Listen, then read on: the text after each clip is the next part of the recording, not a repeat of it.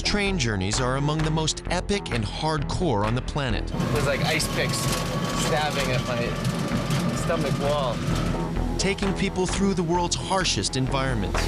No train has ever gone further north than this one right here. Overcoming technical challenges. Look at this, I don't want to go over this in a train. These trains are a vital link to remote communities. People live along the tracks, so this is their only means home. Sustaining a region's economy. There's one of the sugarcane carriages that didn't quite make it. And even changing the course of history. It's because of this line that the country feels united. These are the world's tough trains.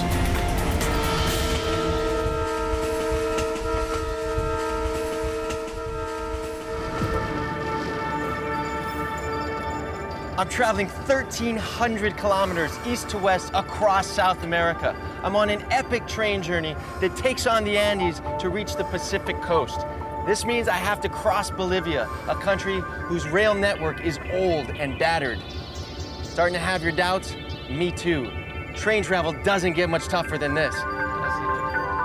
Bolivia is one of Latin America's most beautiful countries, but it's also one of its poorest. A landlocked country of high-altitude plains, mountains, deserts, and grasslands, the challenge for Bolivia has been to get its precious natural resources out of the country.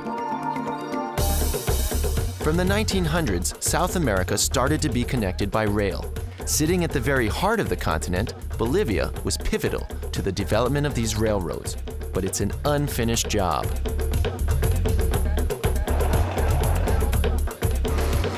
My journey across Bolivia starts in Brazil, near Corumbá in the Pantanal wetlands area, from where I jump on the infamous death train to Santa Cruz in Bolivia. Back here, it's much more woo! I then travel to Sucre, from where a passenger train takes me to the highest city in the world, Potosí. Look, come on, no hands. Next, I hitch a lift on a freight train carrying vital minerals to Uyuni. The moment I've been waiting for. From here, I head north to La Paz before jumping on a train to the Chilean border. Once again, I'm nowhere near the major city I'm trying to get to. 7 hours. Rock me right to sleep, and then rock me right awake. My final ride takes me from the oxygen-starved altitude of 4,000 meters to the port of Arica at sea level. That one was tough. This is my journey from the Pantanal to the Pacific.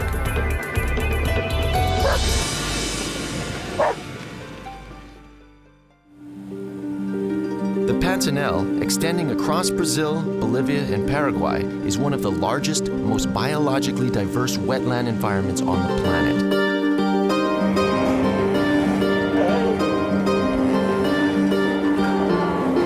Extensive cattle ranching started here in the Brazilian Pantanal in the mid-18th century. And today, land ranchers privately own more than 95% of the Pantanal.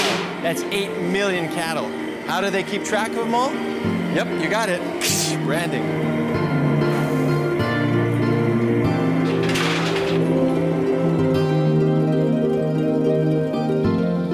But this highly valuable cattle breeding area did not always belong to Brazil. It once was part of its poorer neighbor, Bolivia. When Bolivia gained independence in 1825, its territory extended all the way to the Pacific Ocean and to the most important river port in South America at Corumbá, here in the Pantanal. Over the next 100 years, it lost over half of its land to neighboring countries, and with it, access to vital coastal ports.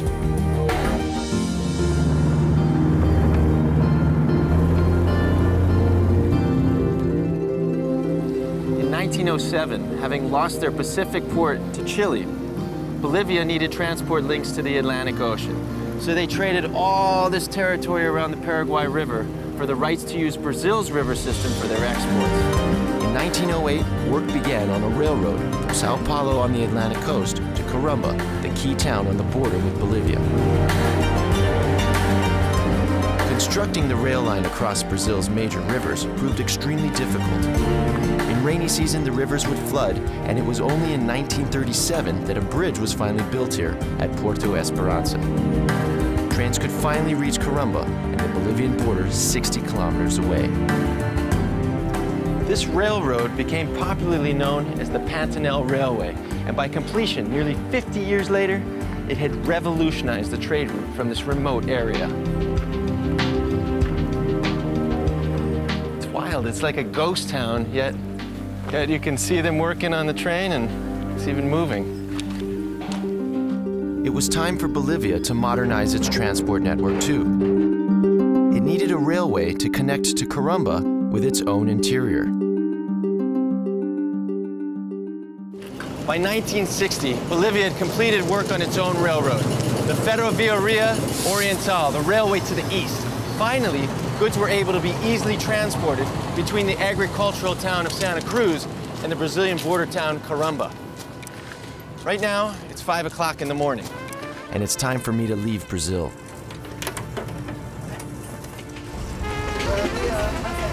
Trains run along this line carrying goods and people between the river ports of Brazil and the rural heartland of Bolivia.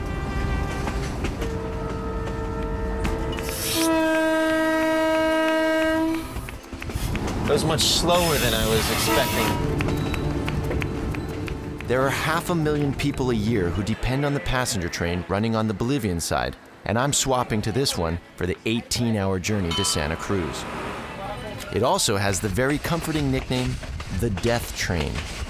This train takes me 700 kilometers west through Bolivia's agricultural lowland plains to reach Santa Cruz. I have to say, this is a really enjoyable experience. I much prefer traveling like this than in a car or a plane even, because you've got room to stand up, lots of leg room, the seats are great. There's empanadas and tamales being brought to your window. People are all chill. It's hardly the death train that I was thinking. But chatting to train drivers shatters this illusion. El descuido de la gente que tiene su ganado, tiene sus lugares sobre la vía, se le escapa el ganado, se le sale, lo agarramos en una curva, choca la locomotora, lo mete debajo, sube y sale la locomotora, descarrila y puede vuelque. That sounds really dangerous to me, but surprisingly, it's not how the train got its nickname, the Death Train. A esto lo llamaban el tren de la muerte porque la gente subía arriba, mucha gente se caía, o sea, no era seguro, esto era libre, no había puerta, entonces la gente se caía, ¿ves? Y mucha gente, digamos, subía mareada, tomada, entonces se caía, ¿ves? Mucha gente moría en ese sentido, digamos. Thankfully, the Ferrocarril Oriental does seem to have improved since its days as the Death Train. And they've even got a dining car, but back here it's much more woo! Oh, yeah! Sunset view, steak falling off the bone, you're not gonna like it. Could be dangerous.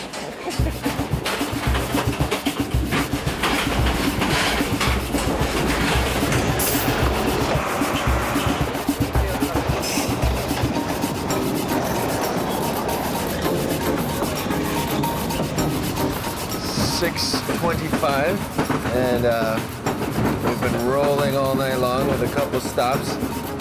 It's interesting because the sensation does put you to sleep, but it also wakes you up. Some jolts, it's almost like having turbulence on a plane the whole time. Apart from a bumpy night, everything seems to have gone relatively well.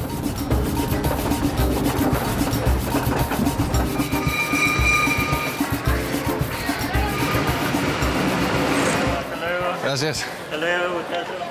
I made it, Santa Cruz.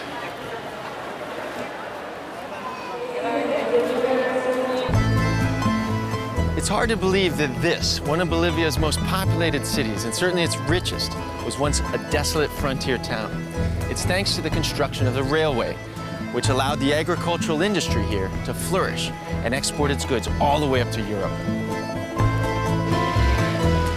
The department of Santa Cruz is now the agricultural hub of Bolivia, attracting many people to the area, including flocks of German-speaking Mennonites who fled persecution in Europe, preferring a quiet farming life in Bolivia. It wasn't just Mennonites who saw potential in this vast swathe of land.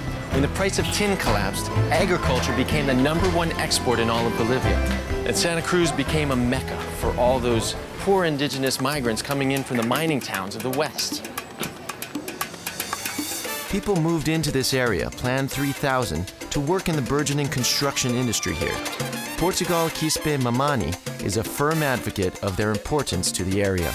Los del Plan 3000, la gente es muy valiente, muy trabajadora.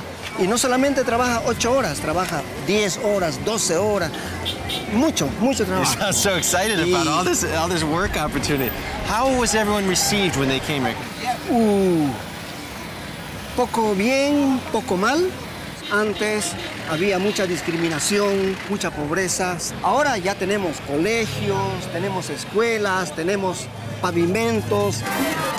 People from the Western Highlands might have followed riches to Santa Cruz, but as night falls, my journey to the Pacific takes me in the opposite direction. I've got to get to Sucre. Problem is the eastern trains and the western trains don't link up yet. So I've hired a driver to take me there. It's going to be about 14 hours. Ugh.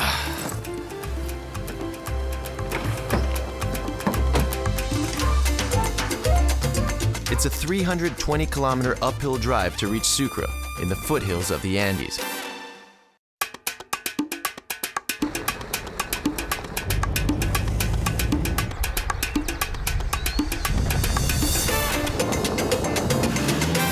I find it mind-boggling that I'm headed towards a capital city, and yet these are the conditions.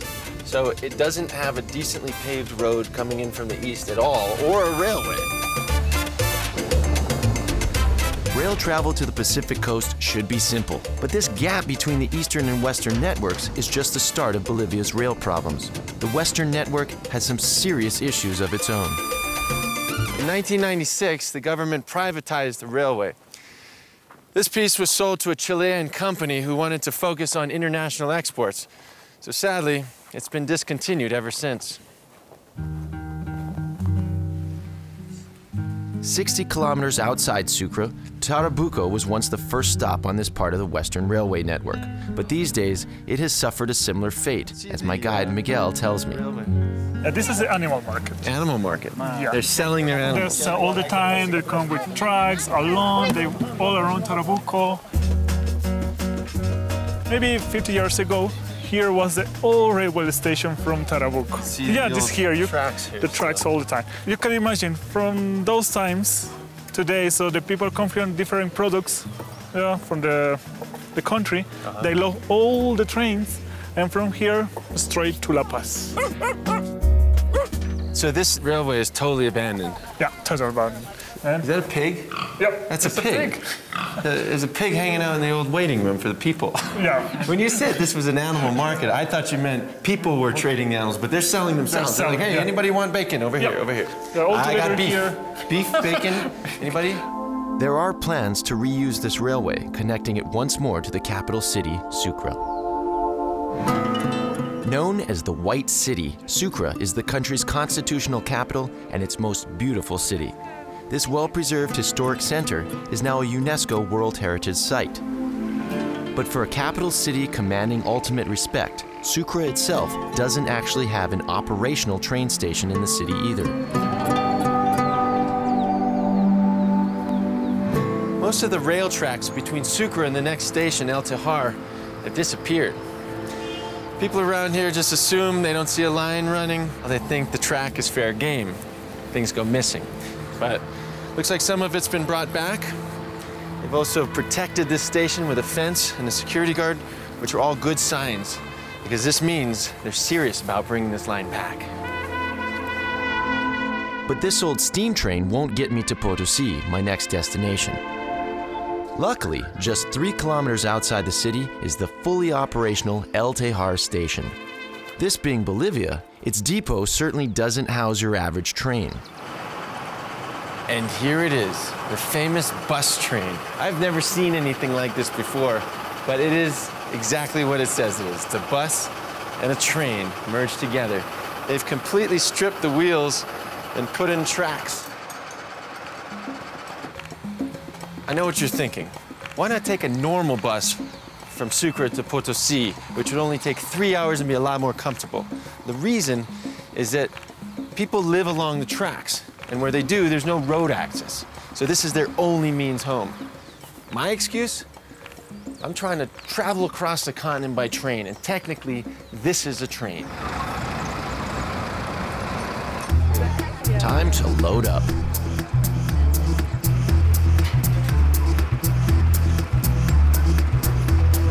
Hope it doesn't roll off.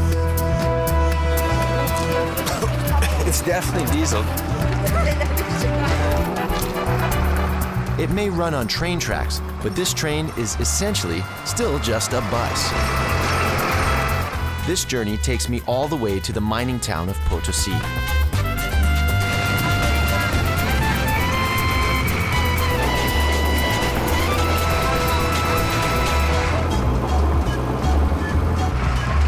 This is a flag stop train. It's a social service run for the people, so it picks them up and drops them off as needed.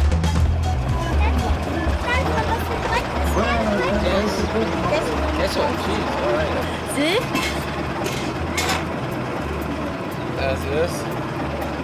Oh. Queso. Woo! Salty goat cheese. It's really good. Thank you.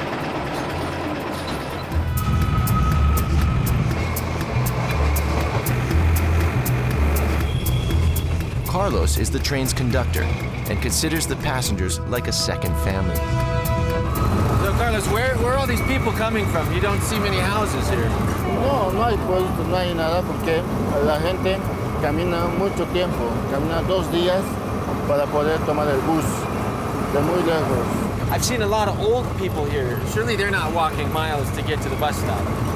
Sí, caminan también, caminan 2 días, a veces 3 días caminan para poder tomar esto. Hay mucha gente anciana, mucha gente ya mayor.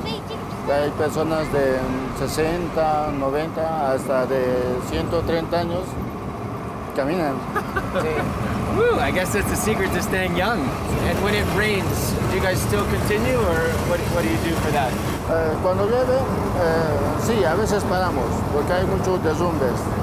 Porque a veces nos quedamos 2, 3 días peleando, abriendo paso. These bus trains are Bolivia's answer to some seriously tough terrain, and Carlos's job doesn't only revolve around the passengers. Maintenance of the track is vital to the safe running of the train. No one wants a train to come off the rail tracks, even if it does have a gear stick and a steering wheel. A bus not originally designed to run on tracks causes other concerns for driver Basilio. Easy, pretty easy, or tough to drive? Es un poco complicado, porque no es como la carretera, por la vía férrea es diferente. Es muy complicado. Hay que tener un poco de experiencia para manejar esto. El peso es de 40 pasajeros. Es un poco peligroso. Si subimos más carga, más peso, entonces en las curvas tenemos... Wow, very dangerous. Yeah. Well, Basilio, I've always wanted to drive a train, but now I really want to drive a bus train. Do you think I could hop in the driver's seat for a little bit and you can guide me? ¿Es posible? Para mí. Yeah? Just like a car, right? Okay, this is the clutch. Gotta put the clutch in. Put this in first. Here we go. We're moving. We're moving. Okay. I'm very nervous. Can we go to second gear? All right, I feel incredibly powerful right now. ¿No necesito manos?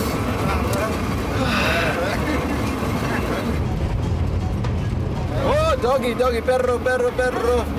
Oh, no, no, no. How's everybody back there? You good? Yeah? Excellent.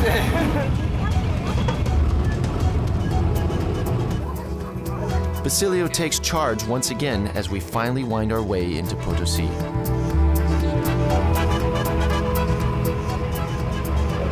Cars have to mind how close they get to the track, because we actually will scrape sides of cars.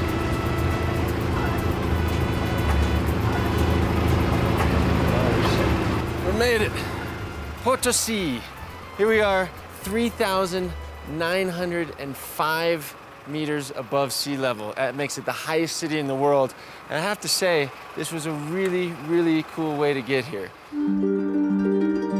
Depleted mines, outdated machinery, and inhospitable terrain have all led to Potosí becoming one of Bolivia's most impoverished cities. It does, however, remain a rich source of silver, lead, copper, and zinc, and mining these materials is still keeping the country afloat financially. Potosí may have been the richest jewel in the Spanish conquistador's crown once, but these days, most of the mines are owned by local cooperatives. See that big red mound over there overlooking the city? That's the main mining center, and it's known as Cerro Rico, or Rich Hill. Inside, there's over 5,000 entrances to various mine cooperatives, of which 400 are still in operation today. These co-ops sadly provide little benefit to the miners. Their average working lifespan is just 10 to 15 years. I'm here in the miners' market with experienced miner Miguel. There's two people we need to get gifts for. First, the miners for showing us into their world, and secondly, the gods for taking care of us while we're in there. I'm not one to play with fate. He says come to the market, I'm coming to the market. Y vamos a comprar las hojas de coca, el alcohol y los cigarrillos para la mina. Which part of that is for the gods? It sounds like it's all for the miners. It tastes like...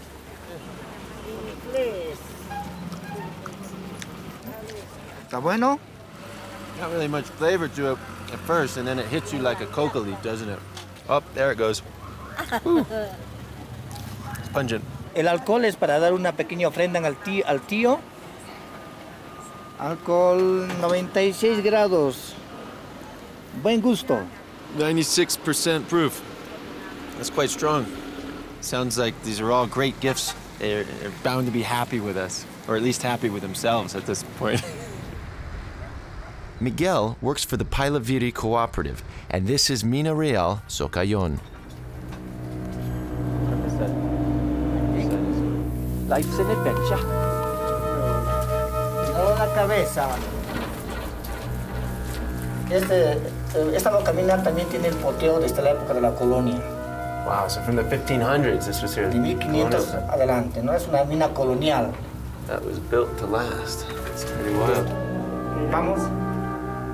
I guess they were pretty short back in the 1500s, huh?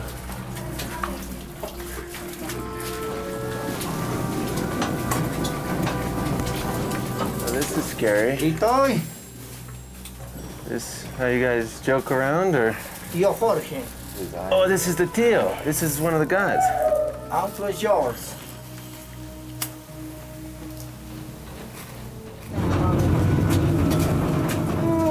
Whoa, what is this? Viagra le puse, ¿eh? Oh, he's got a pene. Pene. That's what he was hiding under all that confetti. Que no pase ningún accidente en la mina. Now he's happy. ¿Está bien ese o no? Sí. So does everyone in Potosí want to become a miner? Claro, porque en Potosí no hay otra fuente de trabajo. Yo comencé a trabajar desde mis 14 años, pero mucha gente también comienza desde esa edad. This is a serious career, isn't it? You start early and you go long. What age do people retire? Depende, porque muchos trabajan como perforistas, se enferman con la enfermedad del silicosis. Es una enfermedad que ataca los pulmones, que es una enfermedad que no tiene cura, igual que el SIDA. Entonces, el minero 40, 45.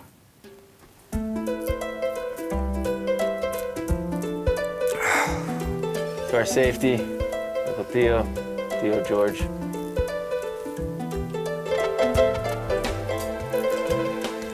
Ooh, that is 95% proof. Sorry, 95 proof. Fuerte. Whew. Tell you what, if anything does happen to us, we are not going to feel it. All this time I thought when you enter the mountain, you're working. You guys are out here partying with Uncle George.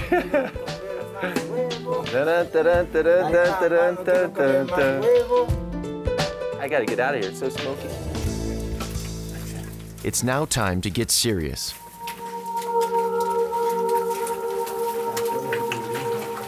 Ow. Finding minerals these days means going deeper into the mountain.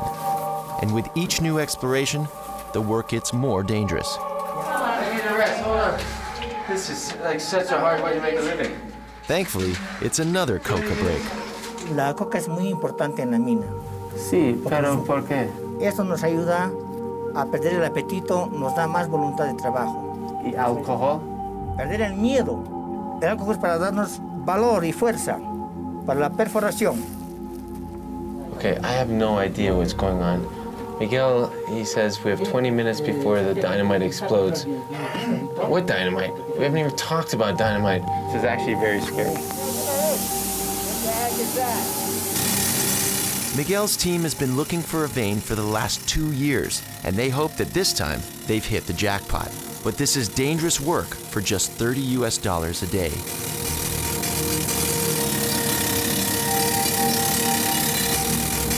It's so claustrophobic. I got really scared. I said, I'm out of here. It's not worth it.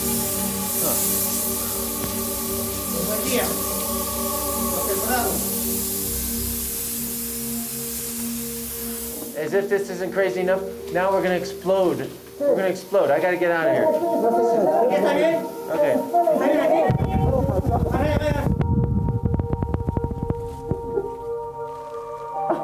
This is great. I don't like this. ¿Cuántos son? ¿Cuántos? 12 disparos. Música de los mineros. This is the music of the mine.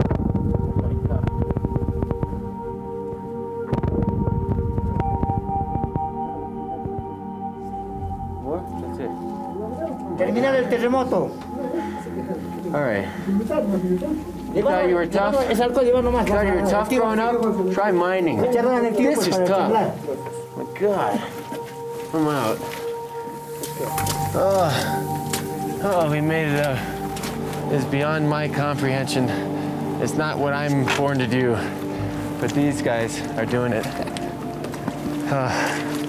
Mad respect. After toiling in the mines yesterday, I'm hoping to grab a ride out of town on a freight train carrying the miners' spoils. The thing about freight trains is they don't operate on a set schedule. They leave when they're ready. And yesterday I was told that there'd be one leaving at 9 a.m., so here I am. But it turns out they were ready at 3 a.m., so they left. But I'm in luck because there's another one coming in 2 hours. As you can see, there's still a lot of cargo to be moved, which means the miners did really well yesterday. I like to think, since I was there, I played a little hand in that. Maybe.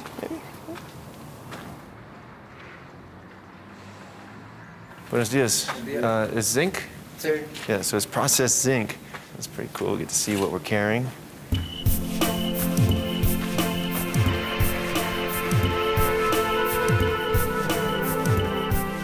Two hours has turned into 4.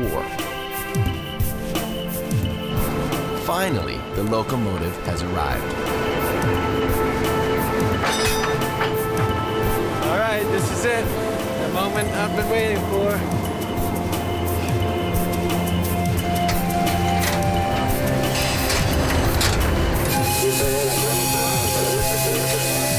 I leave Potosí, staying at an altitude of around 4,000 meters for the whole journey to my next stop, Uyuni.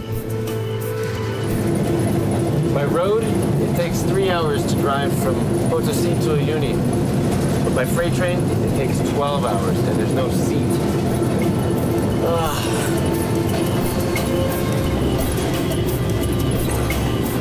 Drivers Juan and Renee seem to be sorted, though.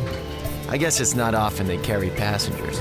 This locomotive is a Mitsubishi, with additional turbo engines especially designed for high altitudes like this due to its extra power. Does anything crazy ever happen, or is it always a smooth ride for you guys? En todo este sector, finalmente los descargamientos son comunes. He sufrido 2 accidentes con un vuelco de locomotora. And how did that happen? Antes del vuelco hubo un descargamiento y por sentimiento de terraplén se ocasionó el vuelco de la locomotora.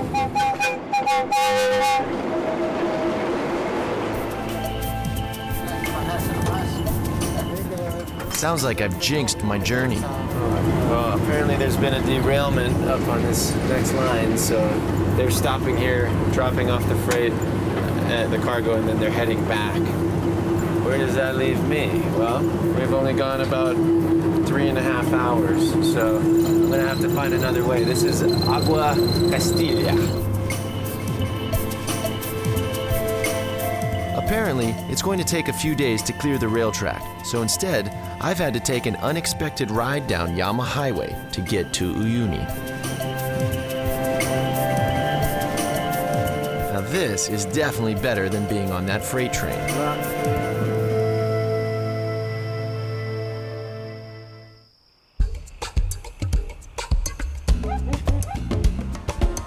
Uyuni holds more than its dusty streets belie. Out-of-use train tracks connect the town to a train cemetery on the outskirts of town.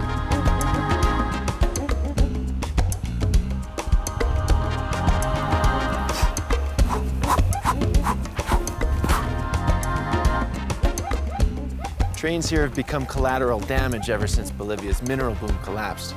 There are fewer and fewer of them still in action, and many of them were just abandoned where they sat.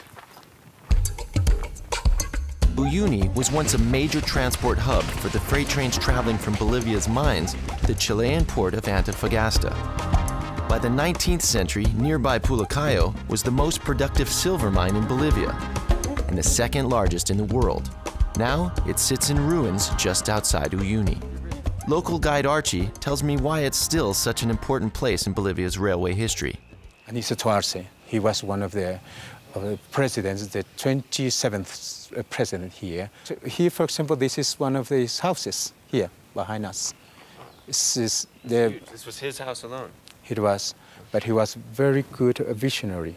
So all the thanks to him was the first train railway here. Really, he brought in the first railway system to Bolivia? That's right, that's right. To export the silver? That was the first goal. That was the first intention for him, only to transport from this area, from the Lipes to the Pacific Ocean through Chile.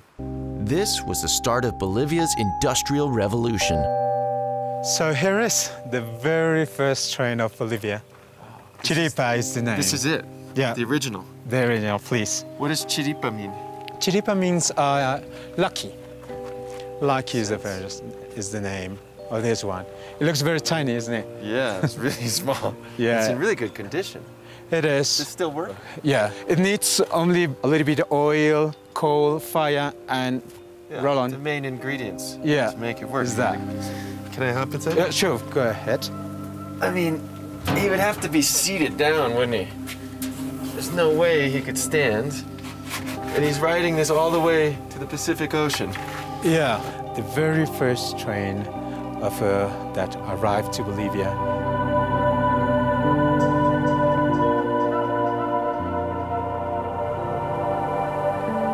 One form of mining still happens around here, and it promises to be Bolivia's springboard back into world markets. It's here, on the edge of the Atacama Desert, on Uyuni's famous salt lake. Straddling the border of Bolivia and Chile, the Atacama Desert is second only to Antarctica as the driest place on Earth, which is hard to believe because at the moment it's the rainy season and this salt flat is coated in water. But wet or dry, this area is an incredible source of wealth. The Salar de Uyuni has the world's largest area of lithium reserves and could be worth over $1 trillion. Lithium is the world's new supermineral. It is used to give life to things like smartphones and electric cars, and its importance is about to fly off the charts. Bolivia may be making giant leaps in exploiting new natural resources, but the next step is transporting it. As always, that starts and ends with the railways, and they're not exactly convenient.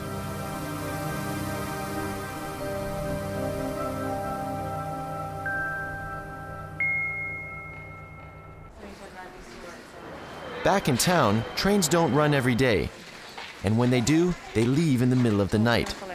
It's 2 a.m., and this is my ride out of here. Guess this is it here. Like that, I gotta cross the train tracks to get to the other train.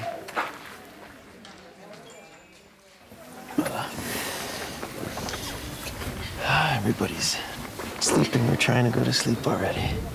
Which I don't blame them. I think I'm gonna join them. These are pretty comfy seats. It's been a long 7 hours, I think. Hopefully I sleep through most of it. That was a bit optimistic. All right, looks like it's gonna be a full house. Got another guy joining me right where my knees were. Yeah.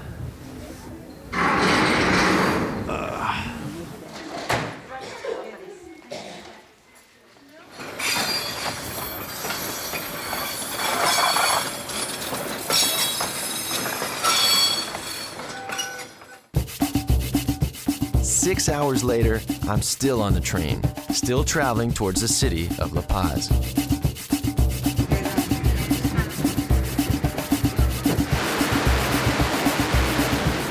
Morning. Not so bad here, actually. Once you accept it and get used to it, I slept most of the time, but I woke up about 6 times in the middle of the night. Got up at one point, most recently, to go stretch and walk about. I came back, lady sleep hard in my seat. I don't know how that happened, but I'm not gonna wake her, so these guys said I could sit with them.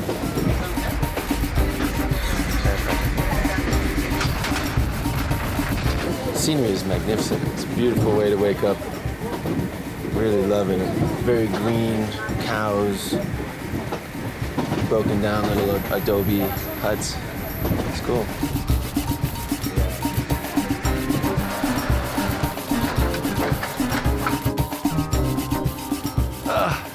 Once again, I'm nowhere near the major city I'm trying to get to. Like so many places in this country. I'm trying to get to La Paz, which used to be the major capital of this place. It had trains running in it all the way from Argentina, Buenos Aires.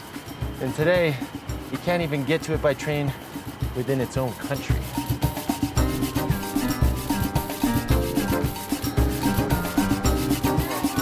I'm forced to hit the road for the 3rd time this trip. It's time for a real bus. Cochabamba. Looking for La Paz. La Paz? La Paz? All right, found it. ¿Cuántos? 25. So 25 Bolivianos, about almost $5 US. For a 3-hour ride, not bad. Pasillo? Window. Ventana? Yeah. Ventana. Window. Yeah, why not? Let's see this place. Gracias. Yeah, está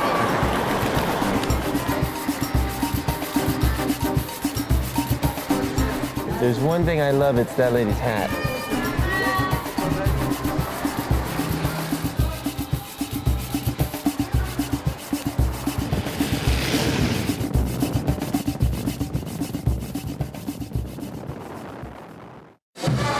La Paz sits at an altitude of 3,600 meters and is a city you just need to get lost in. With over 1 million inhabitants, it's the 2nd largest city in Bolivia, and around every corner is the unexpected.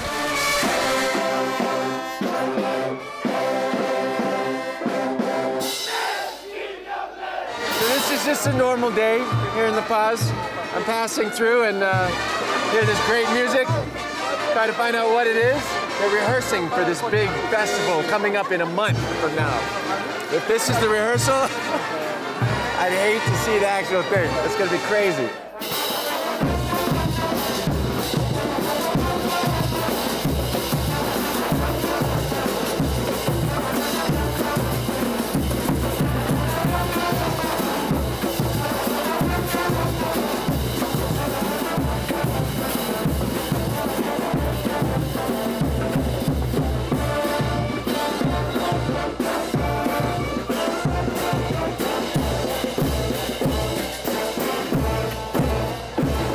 It is said that these popular bowler hats, worn only by the women here in La Paz, were brought over by the British railway engineers, lured here by the promise of mineral wealth and the desperate need for railways. Trains ran in and out of La Paz until 1995, but it was a struggle all the way. La Paz's train station hasn't seen any action since. The altitude and the topography eventually proved too much, as Marcelo, a train enthusiast, knows well. Well, when the English came in 1913 to build our railways, well, they brought a special train from America, an American electric train that they use for these steep areas. And then they brought the steam train, more energy efficient, powerful as well. So then that was when the train was, I think, the most popular in the 40s, 50s.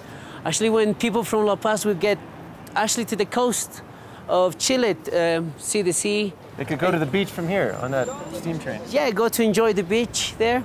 This was the Ferrocarril Arica-La Paz, the railway running from here all the way to the Pacific coast, and more importantly, the port of Arica. Around the late 90s, that's when the dream ended. That's when they privatized everything and they had to close down the train station. They left the trains. No one took care of anything. So that was it? That's the end of trains here, you think? Well, there is still a strong union from the ex-workers, from the trains here in Bolivia. And they're not giving up the dream of having a new train. It's a main artery here for La Paz for commerce to export things, import things. They don't want to give up the dream of having a new train here in La Paz. When La Paz's impressive train station was built, it had big plans. Over 200 trains were going to run in and out each day. But as it turns out, even at its peak, only 2 trains ever did. Since 1999, the Bolivian government has announced several plans to construct a new railway between La Paz and El Alto. Instead, they've decided to take to the sky.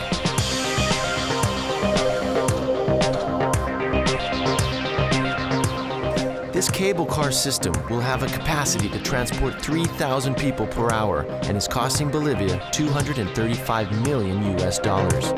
La Paz sits at the bottom of a geographical bowl and will connect to El Alto at the top via 3 cable car lines that stretch 10 kilometers. This will be the longest urban cable car network in the world. It's such an important progression for the city that the country's president, Evo Morales, has put in an appearance today.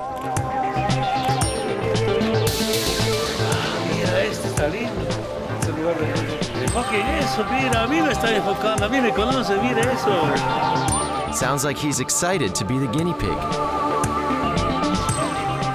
Soon, it won't just be the altitude of 3,600 meters that gives La Paz the nickname, the city that touches the clouds.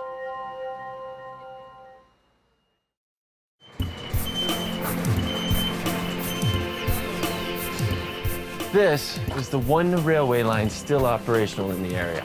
It links Bolivia to the Pacific coast of Chile, and more importantly, it gives it access to the sea for its exports. Amazingly, this is still known as the Ferrocarril Arica-La Paz, though needless to say, it doesn't start in La Paz anymore.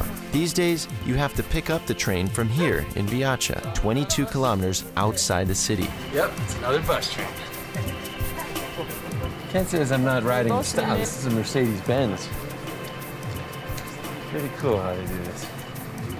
I'm amongst good company. How are you doing, ladies? Looking lovely? Top of the morning to you. Historian Esther Ayan is joining me for this journey and explains the historic relationship between Bolivia and its railways. When I was 20, say 30 years ago. 900 years ago when I was 20. I went to Charaña when it was a long train. You experienced the real train? Yes, I experienced that.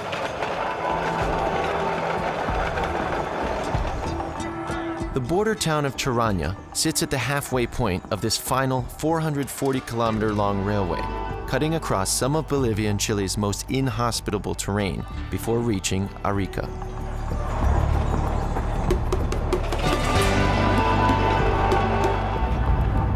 Built to connect La Paz to the port of Arica, this line is vital to the future of Bolivia. There's a big project to link the Atlantic with the Pacific. To link east with west by railroad. Yeah. And second, completely cut across the continent. Yes. From Brazil all the way to Chile. Yes. this very track is going to be very important, isn't it, to Arica? Very important because Arica is the main port to Bolivia, but it has this problem with Chile. Land disputes between Bolivia and Chile mean that no train crosses the border anymore. Just as in the east, Bolivia had to negotiate a deal for access to the coast. They lost their land, but in exchange, Chile had to build the railway at a cost of around $4.5 million US. Chile builds and it has to run all the time. The railroad, which does happen. There have been always, in hundreds of years, many reclaims from Bolivia that it's not going the train. Uh-oh, somebody's not holding up their end of the bargain. Bolivia is proving a point to Chile by having a train run on their side, even if it is just twice a week. Woo! That was a bumpy ride, just jiggly like this. 7 hours. Rocked me right to sleep, and then rocked me right awake. On the Chilean side, passenger trains no longer exist, and freight trains stopped service in 2005. Until now. Well, it's official. I filled out all my paperwork, got my stamps and my passport, and now I'm in Chile. And I'm ready for the next and final train.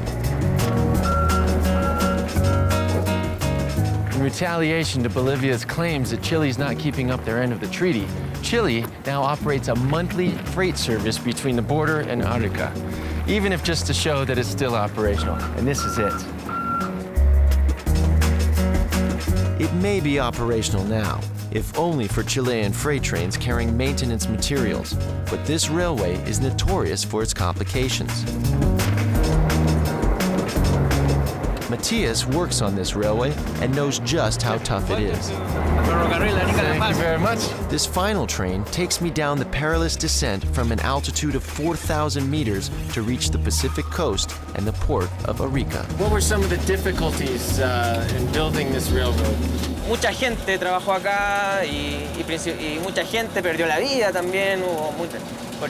En ese tiempo la seguridad no era la misma que tenemos ahora. Tiene una gran pendiente, una de las pendientes más altas del mundo. Tiene 6 grados. Las máquinas tienen que tener un sistema especial. No cualquier máquina ni cualquier operador trabaja en este ferrocarril. Y es duro principalmente por la altura, la falta de oxígeno. Altitude sickness can be dangerous and can affect people once they reach 3,000 meters above sea level. And here at 4,000 meters, it has hit me hard. Right now I feel like I've got the biggest gas pain. It's making me nauseous, a little lightheaded, sweaty. So Matias has suggested I take some oxygen. There's like ice picks stabbing at my stomach wall. The intake of this oxygen makes my body think it's actually at a lower, more oxygen-rich altitude. It's like the pain in my stomach. It's the cold. Yeah. We recommend only water. Only water. Nice of you guys to tell me no. Sorry. Do you guys use this as well? No, nosotros tenemos exámenes de altura para trabajar en este ferrocarril. Las empresas nos exigen tener una condición física y una capacidad pulmonar y eso nos permite trabajar acá sin mayores problemas. Oh, I feel sweaty still. Altitude sickness can bring on anything from a mild headache to the more acute high-altitude cerebral edema, or water on the brain. Descending to a lower altitude is important to reduce these symptoms, but for me, I've got to lie down. Maintenance of this railway is important to Chile. The very purpose of this freight train is to deliver construction materials. Despite the fact that I've been lightheaded, laying down oxygen mask on this trip, they said I gotta earn my keep and help carry some of this stuff. See, huh?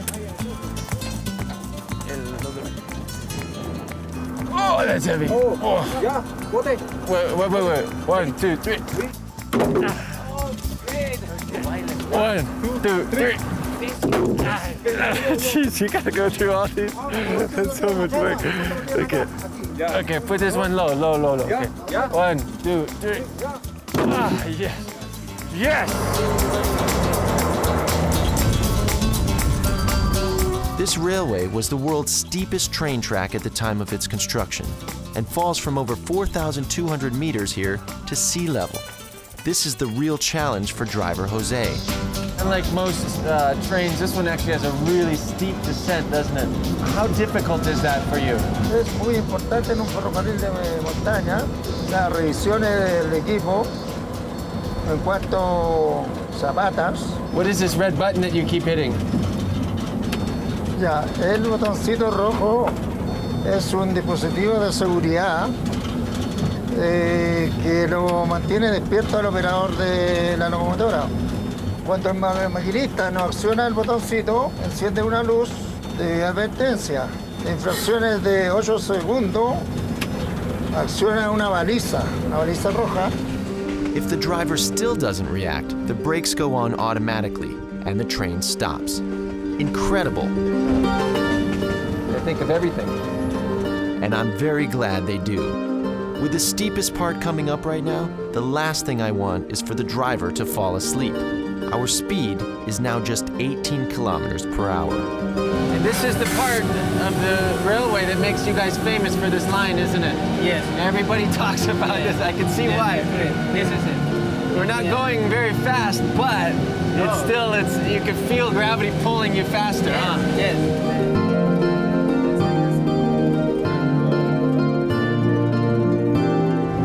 Night falls and the coastline is nowhere in sight.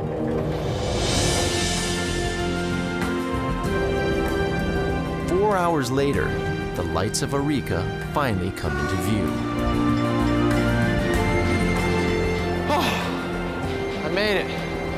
That one was tough. Beautiful, but tough. I give these guys a lot of credit. It's an enjoyable journey, but it's just tough going up and down those altitudes. Whew, I almost didn't make it. Glad I did. Good to be back on land. Sea level. And here it is, the Pacific Ocean. Woo! I made it. I was so excited last night when I reached my final destination. It hit me. I just traveled by train or by whatever would move me by tracks from the Pantanal all the way to the Pacific. I grew up in the middle of this ocean, and I know how important imports and exports are to a country's economy. Out here, the trains are the ships of the land. And while the tracks I rode on may seem outdated and dying, I believe with the proper attention and development, they could still play a vital role in the future here. If you don't mind, I'm just gonna go enjoy the ocean now.